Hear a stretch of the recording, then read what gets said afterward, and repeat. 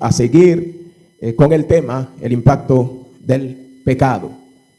Desde la semana pasada hemos venido tratando acerca de las consecuencias que tiene o que tuvo la caída del hombre en el huerto del Edén. Hemos dividido esas consecuencias en consecuencias inmediatas y consecuencias a largo plazo, diciendo que las consecuencias inmediatas son los efectos que se manifestaron instantáneamente después del acto de desobediencia que ocurrió en el huerto del Edén. Pero en cuanto a las consecuencias a largo plazo, hemos dicho que son sentencias pronunciadas en el mismo momento que el hombre pecó, cuando el hombre estaba siendo confrontado por Dios debido a su desobediencia. Esas sentencias fueron pronunciadas en ese mismo instante, pero sus efectos se extendieron en el tiempo y se manifestaron gradualmente a través de la vida de Adán, Eva y sus descendientes. Esas consecuencias son sentencias que afectaron la existencia del hombre, tanto física y socialmente. Pero no solamente esto, sino que también afecta lo que es la naturaleza del ser humano. Y hemos hablado acerca o hemos desarrollado las consecuencias inmediatas y parte de las consecuencias a largo plazo, porque también las consecuencias a largo plazo las hemos dividido en consecuencias existenciales y sociales y las consecuencias que afectan la naturaleza del ser humano. En la semana pasada hemos hablado de las consecuencias existenciales y físicas, pero esta noche vamos a seguir con las consecuencias sobre la mente y la naturaleza humana. Esas son las consecuencias heredadas, los resultados del pecado que nosotros hemos heredado de Adán, porque él fue nuestro representante delante de Dios en aquel entonces.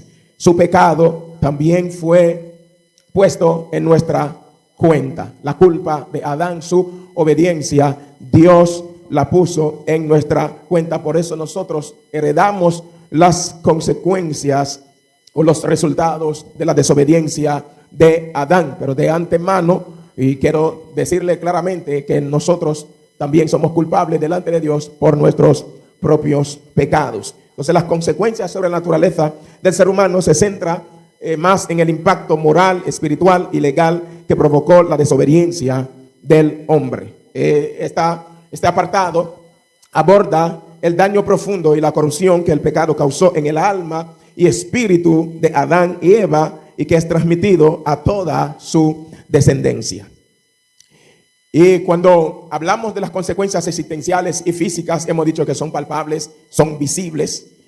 A simple vista, cualquiera, siendo creyente o siendo impío, puede notar, puede ver con facilidad esas consecuencias. Pero en cuanto a las consecuencias sobre la naturaleza del ser humano, esas consecuencias son internas, son invisibles. Por eso también eso tiende a causar cierta resistencia de parte de algunos para aceptar que esa es la realidad. Por ejemplo, en cuanto a las consecuencias físicas, nadie puede negar la muerte. Todos a diario vemos cómo los seres humanos mueren. Vemos también los desastres naturales que acontecen. Pero en cuanto a lo espiritual, a lo que tiene que ver con lo moral, con la naturaleza del ser humano, tiende a haber mucho debate acerca de esto, ya que son internas. Una de las primeras consecuencias o de los primeros resultados de la caída del hombre es que todos fuimos constituidos pecadores, lo que pudiéramos llamar la culpa heredada. La culpa heredada, como les decía ahorita, Adán en el huerto del Edén nos representaba a nosotros. Era el representante legal de nosotros ante Dios. Aún en el momento de su transgresión, también actuó como representante legal de toda la raza humana desde la perspectiva de la vieja creación. Por eso nosotros heredamos las consecuencias o los efectos del pecado de Adán, porque en Adán todos nosotros nos hallamos culpables delante de Dios, como Pablo dice en la primera carta a los Romanos, en su capítulo 5, verso 12, dice: por tanto, como el pecado entró en el mundo por un hombre y por el pecado la muerte, así la muerte pasó a todos los hombres por cuanto todos pecaron.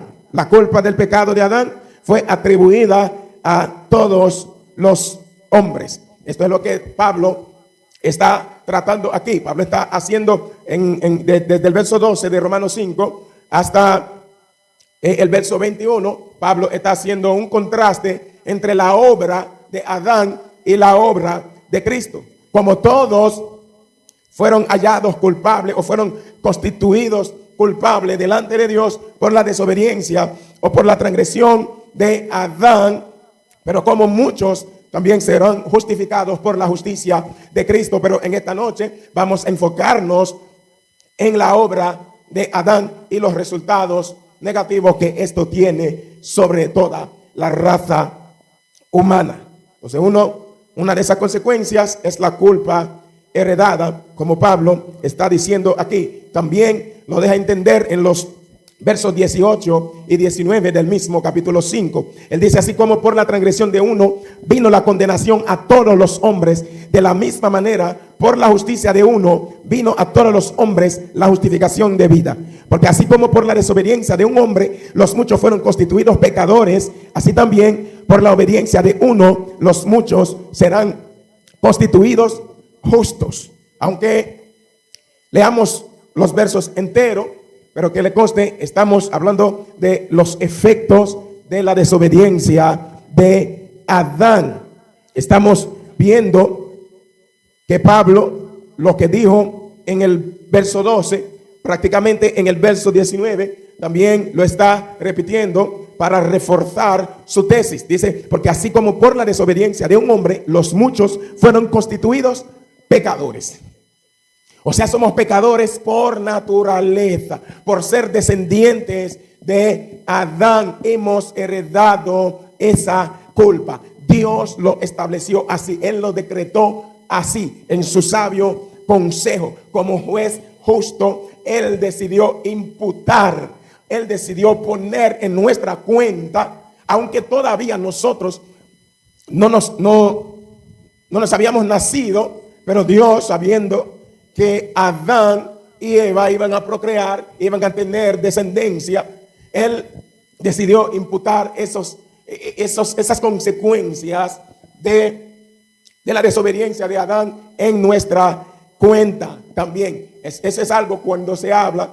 Hay muchos que tienden a impugnar esa idea de que la culpa de Adán ha sido imputada en nuestra cuenta. Ahora, si alguien no está de acuerdo con esto, tampoco debe de estar de acuerdo de que nosotros seamos justificados ante la presencia de Dios por la justicia de Cristo. Porque en cuanto a la caída, Adán fue nuestro representante, pero Cristo también, en cuanto a su justicia, es nuestro representante. Aunque en un círculo más limitado, Cristo Jesús nos representa en cuanto a la justicia delante de Dios.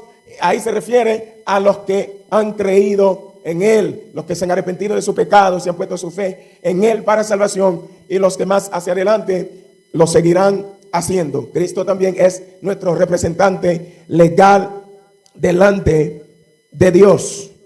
Como le dije ahorita, aunque alguien como una persona en medio nuestro dijo en una ocasión que yo le tengo un odio a Eva por lo que ella hizo, porque entiende que fue por lo que Eva hizo que el mundo o la humanidad se encuentra tan miserable, y que el hombre, aunque no quiera, peca porque es esclavo del pecado. Digo, yo odio esclavo del pecado, me estoy refiriendo a aquellos que no conocen a Dios, a los impíos, porque el creyente ya no es esclavo del pecado. El pecado no reina sobre el cuerpo mortal del creyente, como dice Pablo en Romanos 6. Esa persona decía: yo le tengo un odio a Eva por lo que ella hizo. Pero si nos detenemos a hacer una observación objetiva o a ser autocríticos, tenemos que darnos cuenta que somos pecadores también por nuestros propios pecados. Romanos 3:23 dice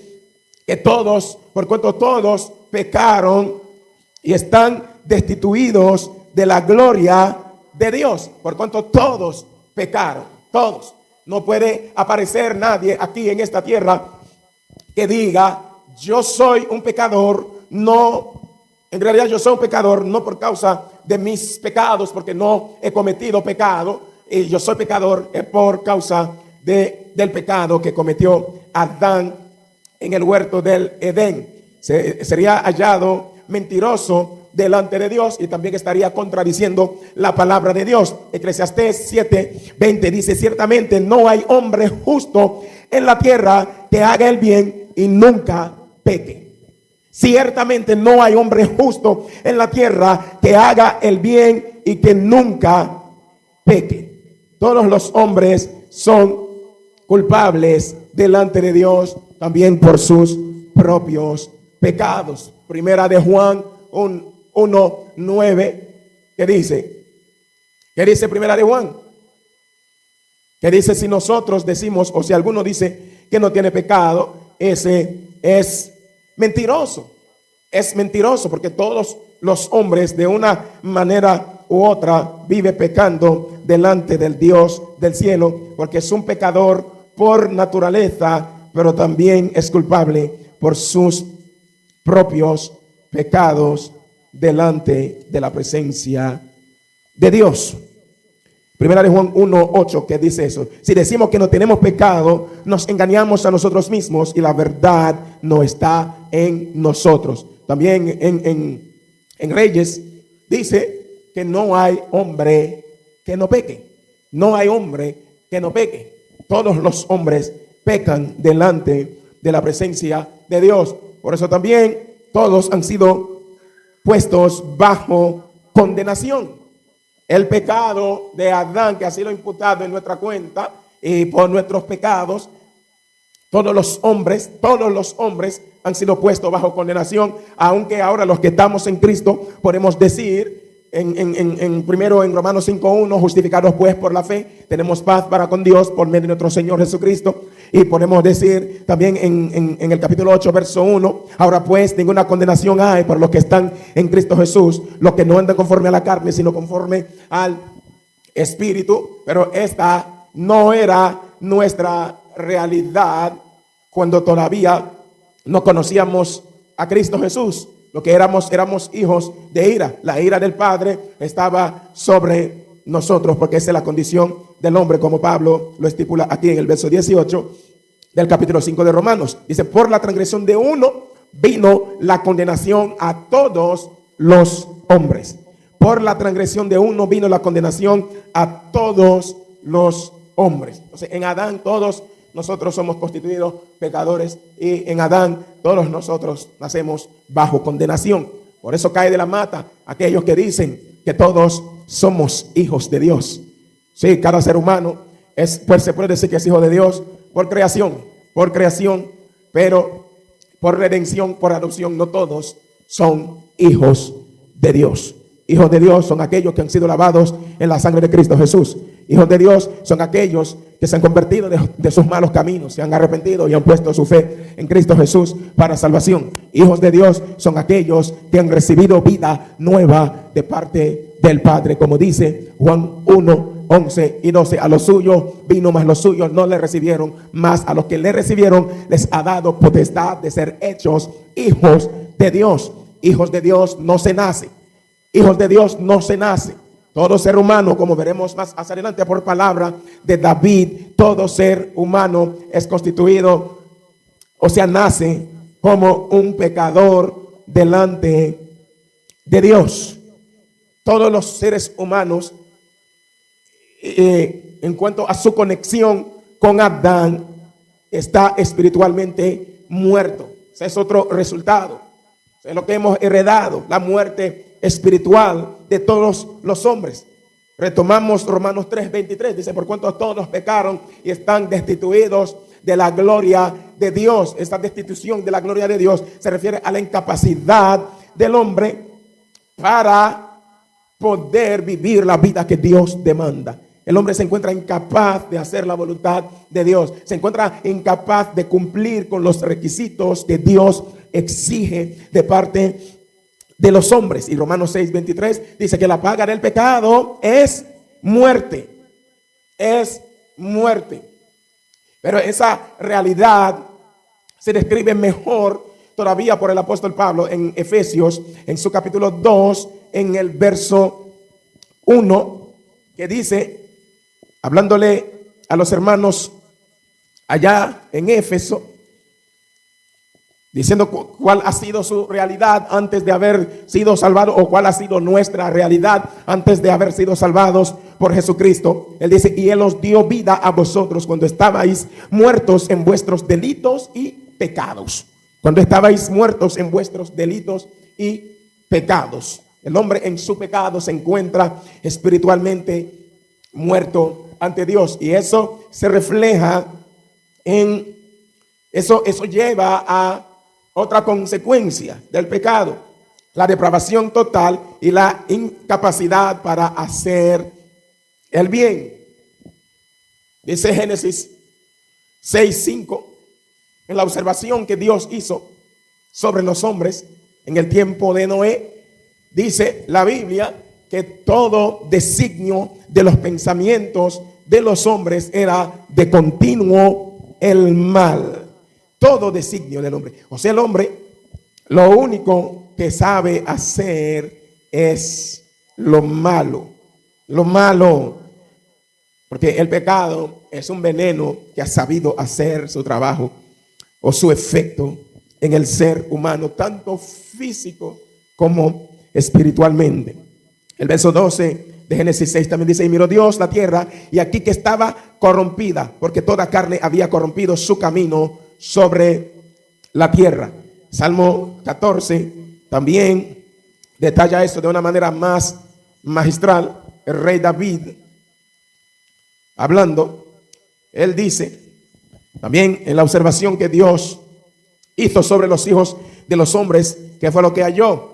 Él dice en el verso 2 de Salmo 14: Jehová miró desde los cielos sobre los hijos de los hombres para ver si había algún entendido que buscara a Dios. ¿Cuál fue el resultado? Todos se desviaron, a una se han corrompido. No hay quien haga lo bueno, no hay ni siquiera uno. No hay ni siquiera uno. Y dice Isaías 64:6, que nuestras maldades nos llevan como el viento. Como el viento nos llevan nuestras maldades, y nuestras justicias son como trapo de inmundicia delante de Dios, porque todos somos suciedad y caímos todos nosotros como la hoja. Esa es la condición del hombre delante de Dios en su conexión con Adán, como descendiente de Adán. Y si por un inicio de la obra de Dios en esa vida, y empezar a esforzarse con su propia fuerza para poder agradar a Dios, para poder hacer la voluntad de Dios, aún así se va a encontrar incapaz, impotente, como lo describe Pablo en Romanos 7, hablando del pecado que mora en el ser humano, como el pecado hace que el hombre sea impotente para cumplir con los requisitos divinos, como el hombre es incapaz de hacer el bien. En Romanos 7:21 dice: así que queriendo yo hacer el bien, hallo esta ley, que el mal está en mí. Y aquí estamos hablando en el mejor de los casos. Estamos hablando del mejor de los casos, porque eso no es lo peor. Porque aquí estamos viendo un hombre que dice que quiere hacer el bien. Esa no es la realidad de todos los seres humanos. Ya lo que tenemos aquí es una vida en la cual Dios ha empezado a obrar. Dios ha empezado a obrar en ese corazón para que desee, para que anhele hacer el bien. Porque el hombre es hacia lo malo que está inclinado, como otro resultado de la caída, la corrupción de la naturaleza del ser humano. También heredamos esa corrupción de Adán. Tenemos una naturaleza corrompida desde la perspectiva de la vieja creación, desde la perspectiva de nuestra conexión con Adán. Por eso David en el Salmo 51, verso 5, ¿qué fue lo que dijo David?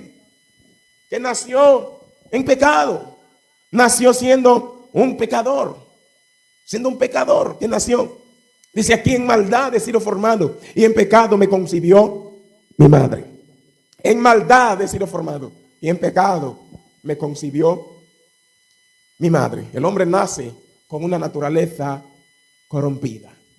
Aún ese muchachito, ese bebecito, ese recién nacido, ese neonato, no es un hijo de Dios que ha nacido. Aún uno sabiendo que esa es la realidad, uno sabiendo lo que esto puede provocar en los oídos de muchas personas, no como que les da esa cosita para no soltar esa palabra, pero esa es la realidad. Es un pecador, no es un angelito como nosotros tendemos a decir. Mira que, ay, su mamá, mi cuchi cuchi. Es un pecador que ha nacido en maldad. He sido formado y en pecado me concibió mi madre. Y en otro lugar, David fue más lejos todavía. En Salmo 58, no me acuerdo del verso, pero voy a ver si de un pronto lo encuentro. En el Salmo 58, el verso 3. El verso 3 dice: se apartaron los impíos desde la matriz. Por si eso le cayó pesado a alguien en sus oídos, lo del Salmo 51, 5. Aquí David lo dijo más fuerte todavía: se apartaron los impíos desde la matriz, se descarriaron hablando mentira desde que nacieron. Esto no deja lugar para nosotros decir que el bebecito que ha nacido es un hijo de Dios. Ahora Dios, en su soberanía, Dios, en su sabio consejo, según su beneplácito, sabrá lo que hará en caso, porque yo sé que cuando alguien escucha esto, de una vez le va a surgir a la cabeza: pues, y entonces, ese muchacho que todavía no había crecido, todavía no tenía entendimiento y se murió. Ahora, usted quiere decir que se va para el infierno. Usted quiere decir que se va a perder. Bueno, mi respuesta para cualquiera que objeta a esa declaración que yo he hecho: Dios es soberano en la salvación. Dios es soberano en la salvación. Y sea como sea, supongamos que Dios salve a todos esos niños que se han muerto siendo bebecitos. Como quiera, sería por la gracia de Dios que se salvarían. Sería por la gracia de Dios que se salvarían, no porque se hayan muerto siendo angelitos. No porque hayan muerto siendo angelitos. Sería por la pura gracia y misericordia de Dios que ellos se salvarían. Por eso le dije lo que Pablo dijo en Romanos 7:21. Eso es en el mejor de los casos. No todo el mundo anda por ahí deseando hacer el bien. Al contrario, hay muchos los que viven todos los días maquinando maldad en su corazón. Perverso es el corazón del ser humano, dice la Biblia en Jeremías 17. ¿Quién lo conocerá? Solamente Jehová. Lo que en el corazón del ser humano es el mal. El bien no mora en el hombre. ¿Ok? La naturaleza del ser humano se corrompió por causa del pecado heredado de Adán y por causa de sus propios pecados. Para hablar de una vida que anhela hacer el bien, que desea hacer el bien y encontrarse en una lucha que dice que no hace, que no entiende lo que le está pasando porque no hace lo que quiere, sino lo que aborrece. O sea, no hace el bien que quiere hacer, sino el mal que aborrece, es lo que termina haciendo. No todo el mundo tiene esa lucha. No todo el mundo tiene esa batalla. El que vive en su pecado, muerto en su pecado, en su delito, no tiene esa lucha interna. No tiene la lucha interna, que es una vida que Dios ha empezado a obrar para llevar a esa persona a la fe en Cristo Jesús, para llevar a esa vida a dependerse de la obra de Cristo en la cruz del Calvario. empieza a desear el bien, a deleitarse en la ley de Dios y se esfuerza y lucha por hacerlo y se da cuenta que no puede. Entonces Pablo sigue diciendo, porque según el hombre interior me deleito en la ley de Dios, pero veo otra ley en mis miembros que se revela contra la ley de mi mente y que me lleva cautivo a la ley del pecado que está en mis miembros. Esto es Dios obrando para que termine, aunque esto no sea el tema, pero es necesario, para que termine en esa conclusión del verso 24. Miserable de mí, ¿quién me librará de este cuerpo de muerte? ¿Quién? Dios ha estado obrando en esa vida, pero todavía como que no ha llegado a la fe en Cristo Jesús, siente la necesidad, el anhelo de hacer el bien, pero y lo está luchando con su propia fuerza y se da cuenta que no puede, se siente miserable. Es en ese lugar que Dios quiere a todos los hombres que lleguen ahí a ver su miseria, lo menesteroso que es. No estoy hablando de miseria material, miseria física, no, de su miseria espiritual, de su impotencia, su incapacidad de cumplir con los requisitos divinos, para que entienda que necesita ayuda, necesita un redentor que le rescate a él. Bienaventurados todos aquellos que se dan cuenta de su miseria espiritual, porque esa es la realidad de todos los seres humanos en Cristo Jesús. La única diferencia es que no todos reconocen ni aceptan esa realidad. Antes de alguien llegar a la fe en Cristo Jesús, tiene que pasar por esa etapa.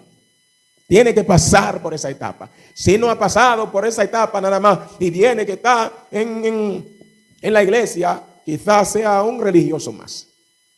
Si no ha pasado por esa etapa de lucha interna, de querer hacer la cosa bien, y quizás lea y se dé cuenta de lo que Dios, qué clase de vida Dios demanda de parte de los seres humanos y ha tratado de vivir esa vida y no puede.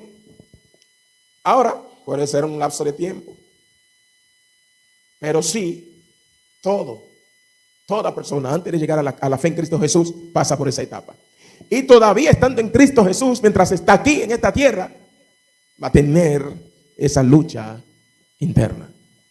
Quizás no de la misma manera, porque ya no está solo, no es un desamparado, cuenta con la ayuda del Señor, cuenta con el Espíritu Santo que vive en él o en ella, ya que se ha convertido y se ha entregado a Cristo Jesús, ha puesto su fe en él para salvación. Ahora cuenta con su ayuda. Precisamente para eso Dios nos ha sellado con su Santo Espíritu. Precisamente para eso el Espíritu Santo vive en nosotros, para que podamos hacer la voluntad de Dios, porque sin esto nada podemos hacer, como dijo Jesús en Juan 15:5. Sin mí nada pueden hacer. En cuanto a la corrupción de la naturaleza humana, los hombres, incluyendo tú y yo, y somos los primeros que debemos de reconocer esto, no somos peores de ahí. Ustedes saben por qué. No somos peores de ahí, por la gracia de Dios. Por la gracia de Dios. Aún los impíos no son peores de lo que son. Es por la gracia común de Dios. Ahora, esa gracia común de Dios se manifiesta de diversas maneras. A través de la justicia terrenal y las autoridades que hay. El hombre, aún queriendo, aunque en el fondo de su corazón quisiera cometer ciertos hechos maléficos, tiene que pensarlo. Lo piensa 10 veces. Esa es una forma de gracia común de Dios. Hay otros, Dios ha colocado a esa persona en una familia que podamos decir que sea una familia moralmente decente, aún no siendo cristiano, una familia cristiana, y si lo es mejor todavía. Todas esas esferas son manifestaciones de la gracia común de Dios para que los hombres no sean peores de lo que son. Aún los impíos que a veces visitan la iglesia, se acercan a una campaña evangelística, pero no se convierten. Los que están también en las iglesias que no tienen vida nueva, Tienen nombre de que viven, pero están muertos, no han recibido, no han nacido de nuevo. Están en la iglesia, pero están escuchando la predicación, la enseñanza de la palabra. Eso tiene un efecto positivo sobre esa persona. Todo esto es una forma de gracia común de Dios para que las cosas no sean peor de ahí. Es Dios obrando. Ya tú puedes tener una idea de un mundo sin Dios. Aún el mundo contando con la gracia común de Dios, poniendo cierta restricción para que el hombre no llegue a ser peor de ahí. Y tú ves o vemos cómo está el mundo. Ahora imagínate un mundo sin Dios. Imagínate el infierno. Un mundo sin Dios. Eso es lo que prácticamente es. ¿Sabían que la Biblia no dice no dice mucho acerca de la naturaleza del infierno?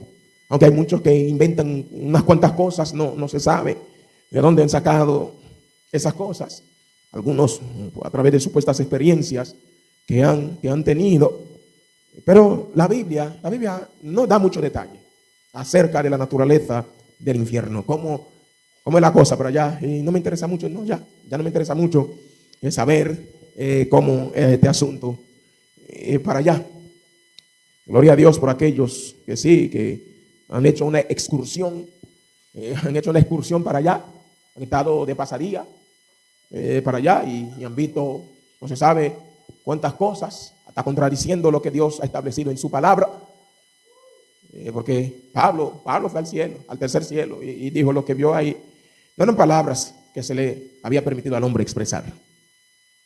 Pero ahora se ve una verborrea con esto. Parece que los hombres de este tiempo son más espirituales que los hombres de aquel entonces. Por eso Dios ahora sí le muestra muchas cosas que no le mostró a los profetas en los tiempos bíblicos. No le permitió ver ni siquiera a los apóstoles, pero sí a los hombres. Por eso que hay gente, hasta la venida de Jesús se le ha revelado la fecha. Hasta la venida, gente que han puesto fecha. Eso ha pasado muchas veces en la historia de la iglesia. Ahora, lo extraño, lo asombroso no es que aparezca alguien que ponga una fecha. Lo asombroso es que todavía a esas alturas esas personas se encuentran multitudes que le siguen, creyendo en la supuesta revelación que esa persona ha tenido. Eso es lo extraño, eso es lo asombroso. Porque demente siempre ha habido y siempre habrá. Sí, gente fuera de sí siempre ha habido y siempre habrá. Aquí puede aparecer un loco y puede empezar a comportarse de cierta manera y decir ciertas palabras. Eso no sería nada extraño. Lo extraño sería que todos nosotros empecemos a comportarnos igual que él y a creer en las palabras que ese loco ha dicho. Eso no es lo extraño. Es difícil de creer, pero se ha visto que ha pasado y todavía mañana si aparece alguien y pone una fecha, va a encontrar pila de gente que le crea esto, lamentablemente. Otra consecuencia o resultado del pecado de Adán es que el hombre ahora obra en sentido contrario o en sentido opuesto al mandato de Dios. Antes de esto, déjeme decir algo acerca de la incapacidad del hombre para cumplir con los requisitos divinos. En una ocasión, yo estaba evangelizando y entré a una casa. Y cuando le planteé esto a la mujer que estaba en esa casa, ella se escandalizó. Ella se escandalizó y para ella yo he sido, mire, el predicador más raro que ella haya conocido. ¿Cómo tú me puedes decir eso a mí? Que yo no puedo agradar a Dios y con mi fuerza, que yo no puedo hacer cosas buenas delante de Dios. ¿Cómo eso? Sí, tú eres el único que ha pasado aquí, que me ha saltado con esto, porque la gente siempre ha venido aquí y nos hemos sentado y hemos hablado, nos hemos entendido, pero tú, lo que hice fue que le cité a Santiago, lo que dijo Santiago, que si una persona ha cumplido con 9 de los 10 mandamientos, cosa que es imposible, pero vamos a suponer que en un caso muy remoto que eso se dé, cumple con 9 los mandamientos y falla en uno, se halla culpable, como quiera, delante de Dios. Eso fue lo que, citándole la Biblia, para que tú veas que el ser humano no se deja llevar de lo que Dios dice en su palabra. Ellos se dejan llevar de lo que quieren escuchar. Se dejan llevar de cuentos que escuchan por ahí. Porque no se puede entender cómo muchas veces se le cita la palabra a alguien y aún así, y tanta. Uno dice que no se puede entender, pero uno entiende, no entiende. Es un decir. Se le cita la palabra a la persona y aún así. Porque si uno fuera con su propia palabra, pero dice que cree en Dios, dice que reconoce que la Biblia es la palabra de Dios. Ahí lo que debería de hacer es humillarse, decir, wow, yo estaba en un error. Pero no. Porque aún no hay manera. Si se le pone los 10 mandamientos delante de alguien y se le diga, escoge uno de esos mandamientos, el mandamiento que tú no has transgredido, uno de los mandamientos en el cual tú no has fallado, escoge uno. ¿Quién escoge? ¿Quién escoge? ¿Tú crees que tú pudieras escoger uno de los 10 mandamientos? Que tú pudieras decir, bueno, yo por lo menos en ese no he fallado. Serías mentiroso por 2 razones. Por 2 razones. Primero, es imposible que aparezca uno que tú no hayas fallado. Segundo, aunque fuera así, lo que dijo Santiago 2:10, como quiera, te dañaría el juego, te trancaría el juego. Porque dice que el que es culpable de uno es culpable de todos. No hay manera de que alguien diga, no, ahí yo no he fallado en ese. No hay manera. No hay manera. Por eso el hombre es incapaz de hacer la voluntad de Dios. El hombre lo único que sabe hacer es obrar en sentido opuesto al mandato de Dios. Chequen, vamos a comparar Génesis 11:4 con Génesis 1:26. Para que tú veas, o para que vean cómo después de la caída, como efecto de la caída, cómo los hombres obran en sentido opuesto al mandato de Dios. En Génesis 11, vamos a leerlo desde el verso 1 para que puedan coger el hilo. Dice la Biblia, tenía entonces toda la tierra una sola lengua y unas mismas palabras. Y aconteció que cuando salieron del oriente, hallaron una llanura en la tierra de Sinar y se establecieron allí.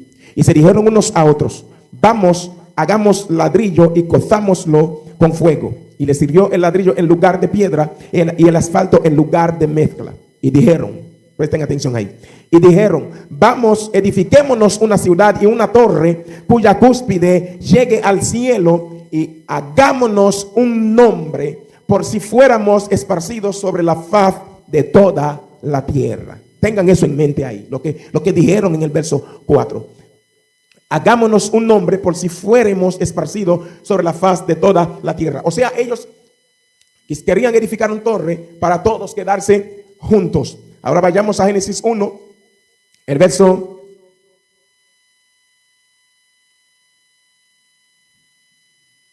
26. No es el verso 26, verso 28. Génesis 1, verso 28. Dice, y los bendijo Dios y les dijo, fructificad y multiplicaos, llenad la tierra y sojuzgadla y señoread en los peces del mar, en las aves de los cielos y en todas las bestias que se mueven sobre la tierra. De todas esas instrucciones,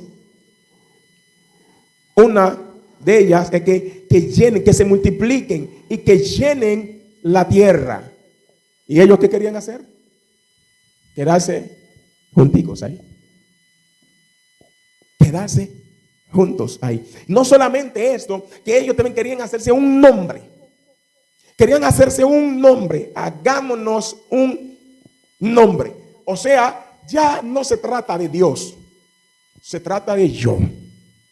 No se trata de la gloria de Dios. Se trata de mi propia gloria. ¿Acaso no es así que viven los seres humanos? E incluso fue esa idea que le encantó a Eva. No, tú vas a ser como Dios. Vas a ser como Dios. No tendrás que dependerte de Él. No tendrás que vivir para Él. No. Y le gustó. Le gustó. Que también va a poder ser el centro de atención. No tiene que ser Dios. Pero el hombre fue creado para vivir en dependencia de Dios y para su gloria. Y para su gloria. Pero aquí ellos están buscando su propia gloria. Están buscando su propio beneficio, su propia ventaja. Hagámonos, vamos a edificar una torre. Vamos a hacernos un nombre, como si fuésemos esparcidos de sobre la faz de la tierra. O sea, ellos no querían. Estamos viendo rebeldía. Esa es la inclinación del ser humano hoy en día. A rebelarse contra Dios. Porque todos nacen con la inclinación al pecado. Ahora, quiero hacer dos preguntas que los hombres, de una forma u otra, hacen. ¿Cuántos pecados se necesita cometer para ser culpable delante de Dios? ¿Cuántos pecados se necesita cometer para ser culpable delante de Dios? Ya que hay seres humanos, cuando se le confronta, se le habla acerca de su pecado, se le habla acerca de la necesidad de arrepentirse de sus pecados y poner su fe en Jesús para salvación. ¿Qué es lo que hacen? Ellos dicen, bueno, yo soy una persona bien. Yo no hago esto, yo no hago aquello. O sea, en pocas palabras, esa persona dice, bueno, yo no necesito esto no es para mí. Esa persona que tú estás diciendo que murió, bueno, sabrá él lo decidió hacer, bueno, ya eso es problema de él, pero en realidad yo no necesito esto. Ahora, ¿cuántos pecados se necesita cometer para ser culpable delante de Dios? Bueno, Adán, si bien que Adán siguió pecando, después fue desde el primer pecado cometido que fue hallado culpable delante de Dios. Eso fue lo que Pablo nos dice a nosotros, Romanos 5:16. Por un solo pecado. Adán no fue que había cometido 2, 3, 4, 5 pecados. Aunque ahí mismo un solo pecado empezó a engendrar muchos otros pecados, pero fue un pecado que se cometió. Dice el verso 16 de Romanos 5. Y con el don no sucede como en el caso de aquel uno que pecó, porque ciertamente el juicio vino a causa de un solo pecado para condenación. Un solo pecado para condenación. Y volvamos otra vez a Santiago 2, 10 y 11. ¿Qué dice? Con un solo pecado que cometamos, nos hacemos culpables de toda la ley de Dios. Entonces, como respuesta a la pregunta, ¿cuántos pecados se necesita cometer para ser culpable delante de Dios? Uno solo. Porque cualquiera que guardare toda la ley, pero ofendiere en un punto, se hace culpable de todos. Porque el que dijo, no cometerás adulterio, también ha dicho, no matarás. Ahora bien, si no cometes adulterio, pero matas, ya te has hecho transgresor de la ley. Un solo pecado. No hay lugar para que alguien o para que ningún ser humano se justifique delante de Dios. No hay lugar. Ningún ser humano puede justificarse delante del Dios del cielo, porque todos han sido o hemos sido constituidos pecadores, culpables delante de Dios. Que lo único que merecemos es la condenación. Otra pregunta relacionada con la primera. ¿Qué tan grande o tan grave tiene que ser un acto para que sea contado como pecado y para que condene al que lo cometió? Porque esa es otra cosa que nosotros hacemos. No, mi pecado no es tan grande como el tuyo. Mi pecado no es tan grande como el pecado de fulano. ¿Qué tan grande? Si vamos a hablar de tamaño, ¿qué tan grande tiene que ser el pecado para que seamos hallados culpables delante de Dios? Bueno, Adán lo único que hizo fue violar, transgredir un mandato divino que parecía algo sencillo, como Satanás se lo hizo creer a Eva. No, eso no es nada. Pero fue un mandato divino. Todo lo que queda corto a lo que Dios nos demanda a nosotros es pecado. Y si es pecado, es suficiente para condenarlo. Porque como quiera, uno solo, no hay nadie que pueda decir que yo he cometido un solo pecado. No hay nadie que lo pueda decir. Pero supongamos que sí, uno solo le hace culpable de toda la ley de Dios. Precisamente eso es lo que es pecado. Errar al blanco. Eso es lo que es pecar. Errar al blanco. Es como, por ejemplo, tú estás con una flecha y tú, vamos a decir, ves un pajarito y por ahí y apuntas hacia el pajarito, pero no lo alcanzaste, no llegaste a darle, erraste al blanco, pecaste. Eso es lo que es pecar. Dios demanda esto y esto y esto y no puedes hacerlo. No has llegado a cumplir con esto. Esto es pecado.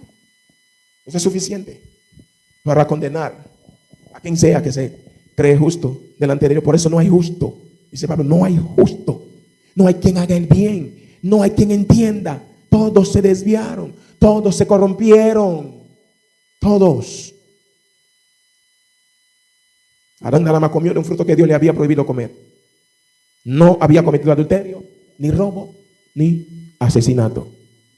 Y mira el impacto que esto ha tenido en la humanidad. Hay gente que se han destruido a sí mismo. Hay gente que han destruido su familia entera. Porque según ellos, lo que iban a hacer, antes de haberlo hecho, parecía que no era algo grande. Parecía que no era algo que iba a causar tanto daño. Y después termina siendo engañado por su propia concupiscencia y por el diablo. Ahora no quiero terminar sin antes hacer ese aclarando. Pecado no es solamente hacer lo malo, es también dejar de hacer el bien. Sí, porque cuando nosotros hablamos de pecado nos enfocamos solamente en lo malo que tenemos que evitar. Casi nadie se enfoca en lo que tiene que hacer y no lo está haciendo. Y eso es un gran error. Porque la Biblia habla claramente de lo que es también el pecado de omisión. Nos preocupamos solamente por el pecado o los pecados de comisión. Pero no nos preocupamos tanto por los pecados de omisión. Hay muchos que están en pecado delante de Dios, aún en su pueblo, no por pecado de comisión, sino por pecado de omisión. Cosas que deberían de hacer, no las hacen. Se quedan pasivos. No son diligentes en el hacer la voluntad de Dios. Esto también es un pecado. Oigan lo que dice Santiago 4:17. Y al que sabe hacer lo bueno y no lo hace, le es pecado. Al que sabe hacer lo bueno, no lo hace, le es pecado. Hay gente que pueden hacerte una lista. Bueno, los mismos que se autojustifican cuando se le predica el evangelio de Jesucristo. No, que yo no hago esto, no hago. Mencionan todas las cosas malas que según ellos no hacen, pretendiendo que con esto van a ganar el favor de Dios. Pero ¿qué tal si se les pusiera a mencionar con toda sinceridad las cosas que deberían de hacer y lo están haciendo? Porque la Biblia lo dice claramente. El que sabe lo bueno y no lo hace, o el que sabe hacer lo bueno y no lo hace, le es pecado. Está pecando delante de Dios. No es exagerar decir que Adán primero cometió un pecado de omisión antes de su pecado de comisión. ¿Qué fue lo que le dije la semana pasada? Es muy, pero muy probable, en un 98% de que Adán estuviera ahí observando todo, escuchando la conversación, nunca intervino, se quedó ahí en silencio. No intervino, se comportó de una manera pasiva. Cuando vino a comer de ese fruto, ya había cometido un pecado de omisión. Entonces el comer del fruto es solamente el resultado, porque el comer del fruto es un pecado de comisión, pero ese es el resultado de su pecado de omisión. ¿Cuál fue su pecado de omisión? Él omitió la responsabilidad que Dios le había dado como líder en el huerto. ¿Qué fue lo que Dios le dijo a él en el huerto? Génesis 2:15. Tomó pues Jehová Dios al hombre y lo puso en el huerto de Edén para que lo labrara y lo guardase. Lo estaba guardando ahí. Se metió una serpiente ahí y entabló una conversación con su mujer, donde estaba él, que tenía la responsabilidad de guardar, de cuidar, de proteger al huerto, y no solamente al huerto, también a su mujer. Hubo pecado de omisión que dio lugar al pecado de comisión en el huerto. Omitió del mandato divino en el 16:17. Y mandó Jehová Dios al hombre diciendo: de todo árbol del huerto podrás comer, mas del árbol de la ciencia del bien y del mal no comerás, porque el día que de él comieres ciertamente morirás. Omitió ese mandato. Lo omitió. Porque qué tal, la historia sería otra si él hubiera mantenido ese mandato ahí. De todo árbol del huerto podrás comer, mas del árbol de la ciencia del bien y del mal no comerás. La historia habría sido otra. Pero omitió ese mandato, y por haber omitido ese mandato, eso lo llevó a él a cometer el acto. Que cuando Eva cogió de ese fruto y comió, y le dio a él también, y él irresponsablemente comió. Irresponsablemente comió. Yo lo dije bien, irresponsablemente. Y yo tengo base para decir esto. Es la Biblia que lo dice. El apóstol Pablo que le dice: Adán, la que fue engañada fue Eva. Adán no fue engañado. Adán tenía la palabra de Dios. Se descuidó. Comió deliberadamente. Deliberadamente comió. Entonces, mis hermanos, hemos llegado al fin de este tema, el impacto del pecado. La semana pasada y hoy, esta noche, hemos visto todos los efectos que el pecado ha tenido en la humanidad. Y todavía, los daños que el pecado está causando son muchos, son innumerables. Innumerables, todo lo que acontece alrededor de ti, que muchas veces te deja con la boca abierta. Tú dices: pero ¿cómo puede ser posible? Todo eso está aconteciendo por causa de una sola cosa, lo que aconteció en el huerto del Edén, que tú y yo hemos heredado, que todos esos hombres impíos han heredado. Es por causa del pecado que vive dominando, reinando sobre el hombre, que acontecen esas cosas. Cada vez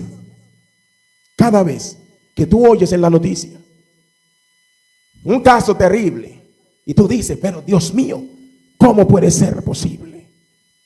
En vez de tú hacerte esa pregunta, analiza y date cuenta lo mortífero que es ese veneno, lo mortal que es ese veneno que se llama pecado. Pero gracias a Dios, ese veneno tiene un antídoto. Tiene un antídoto. De eso hablaremos en nuestro próximo estudio. Dios mediante. Dios le bendiga. Dios le guarde.